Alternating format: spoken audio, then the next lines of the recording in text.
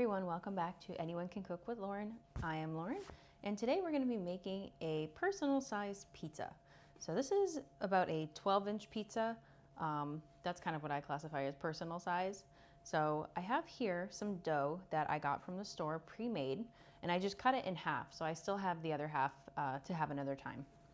So what we're going to do is we are going to move this aside here, and we're going to just take a handful of flour and we're just going to sprinkle it onto the counter here.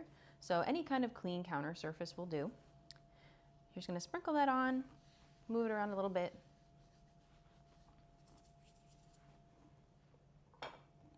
And we're going to put our dough in the flour here and just make sure that we coat it.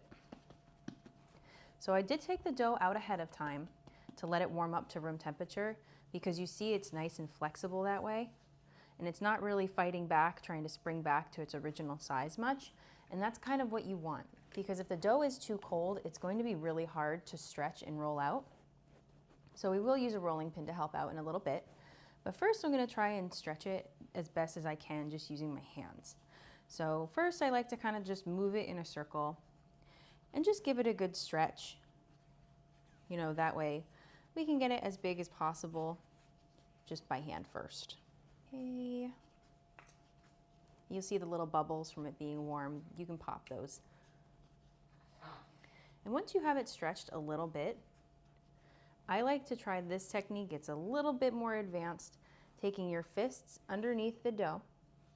So if you see here, it's kind of draped over your hand. So put it over one hand and put the other underneath too, and just slowly kind of stretch it and turn, and then stretch, and then turn, and then stretch again and turn.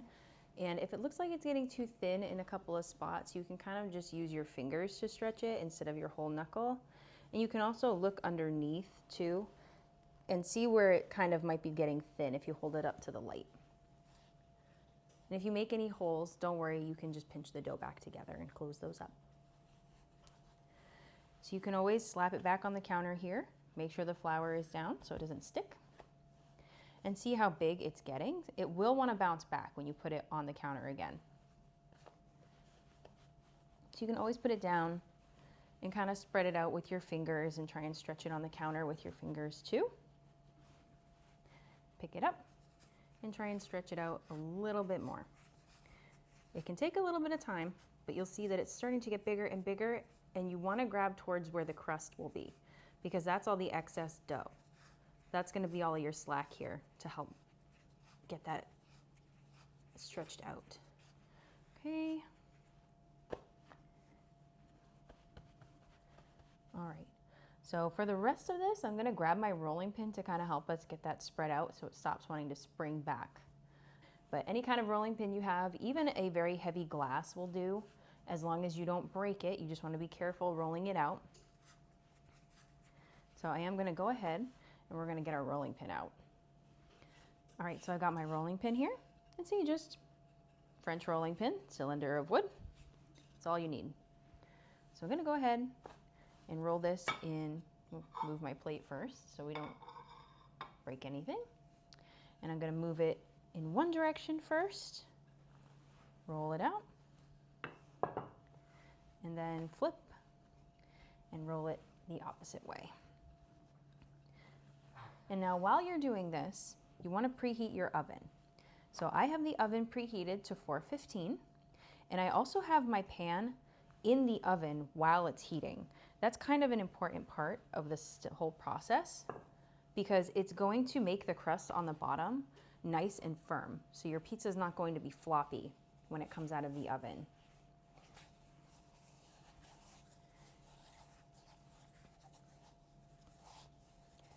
So the way we're going to get our pizza into the oven is we're going to grab a sheet of foil once we have our dough stretched to the size that we want, and we're going to put it on that foil. And that's just an easy way to transfer it onto that sheet. Now, if you don't have a pizza stone like I have in the oven, you can just use a flat baking sheet, even a baking sheet that has sides on it. You just want to make sure that your pizza will fit in that pan. And the foil just makes it a lot easier to be able to carry it over to the pan and transfer. So you'll see that our dough here is nice and stretchy. We're kind of getting to the point where it'll be a good size so that the crust isn't too dense. If you like a thicker pizza, you don't have to roll it out as much. And it may not be perfectly round, that's okay. This one's kind of like an egg shape, but that'll happen sometimes. So it looks pretty good to me. I think that's fine. So I'm gonna go ahead and brush the flour off of my arms and off of the counter and get some foil, and then we're gonna put our toppings on our pizza. All right, so we have our dough here on the foil, and I'm gonna go ahead and just give it kind of one more press just to make sure it's as big as we can possibly get it. Stretch it out a little bit more here. All right. And we're gonna go ahead and put our sauce on. We're gonna use a spoon. So I have some sauce here. And typically I use a homemade sauce, but any kind of pizza sauce or tomato sauce from the store is fine. And we're just gonna put it on, and we're gonna move the spoon in a circle to kind of spread it out. So you can just do it in like half circles or full circles, just to spread it evenly on there. You don't want to put too much sauce because that'll make the pizza too wet, and that can make it take longer to cook. It can also make it more soggy. If you like more sauce, you will just want to cook it for a longer period of time, probably at a lower temperature, maybe like 400 instead of 415. But 415 tends to help with getting the pizza more stable on the bottom. You can also put your pizza directly on the pan or the pizza stone. I personally don't like doing that because it's very difficult to get it in the oven, and it can stick to that pan if it gets too hot. So the foil just kind of makes it easier to clean up and easier to transfer. So I would say in the cup here was probably about 1/4 of a cup of sauce if you want to measure it out. Otherwise, you can just scoop it right out of the jar too, if you have the jar, and that way it's not super precise. Making a pizza or a flatbread or anything like that is really a lot of what you want. So if you don't want a lot of sauce, just put a couple spoonfuls and spread it really thin. If you like a lot of sauce, go to town, cook it a little bit longer. But really, a pizza is just a good experiment in cooking. All right, so now we're gonna go in with some mozzarella. Oh, actually, corrected. Before that, I like a little more seasoning on here, so I am going to add some oregano and some basil. So just a little bit. And you can use fresh basil too from the store. If you have basil leaves, you can shred it up. But I have dried, so I'm just gonna go ahead in with that. You can also do red pepper flakes too if you want a little bit of a spicier pizza, but I don't really feel like that right now, so I am just gonna go ahead and use the herbs. You can also do Parmesan. You can pretty much do whatever you want. So I have some mozzarella cheese here. This is the fresh mozzarella from the store, pre-sliced, and I'm gonna break it up to put it on my pizza. Now, an important step for pizza making, in my mind, is drying off the mozzarella a little bit first. That's why it's sitting here on a paper towel. That way you get some of the moisture out and it won't make your pizza as soggy. I also have Sweetie here next to me on the floor, for anyone who's familiar with the channel, waiting for a piece of cheese. She is a cheese connoisseur for a dog. She has preferences and what she likes and doesn't like, and mozzarella is her favorite cheese. Her least favorite cheese is American cheese. So she wants the expensive stuff. So I'm gonna go ahead and just finish breaking up this mozzarella. You can break it up into whatever size you want. I tend to do like silver dollar and quarter sizes, just so it melts a little bit easier and it's not just one big slab of cheese. You can put the big slices on if you want. You can even break them up even smaller. Sometimes I use mozzarella pearls too from the store, which are little balls of fresh mozzarella that are about the size of like an acorn. And you can just put those right on the pizza. So I've used those before too. And they also make a good snack cheese if you ever want to bring cheese on the go with you to work or something like that. All right, so just gonna use my last piece here and kind of just fill in some of the gaps that I have going on. Make this a nice cheesy pizza.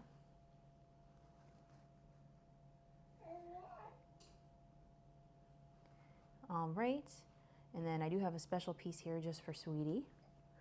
All right, go over here, baby. Here you go. And I'm just off camera there, and then piece for me. All right, and then our final topping is some pepperoni.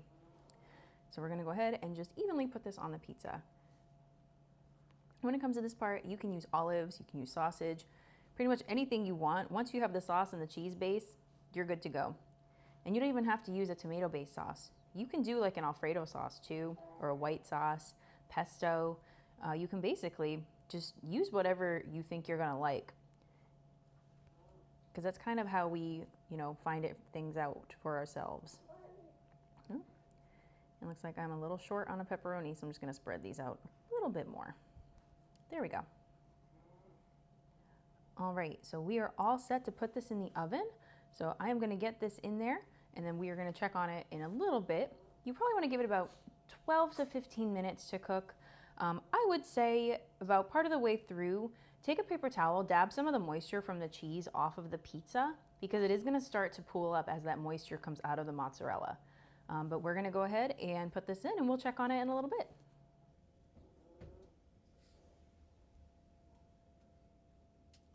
And there's our lovely cheese and pepperoni pizza just for us.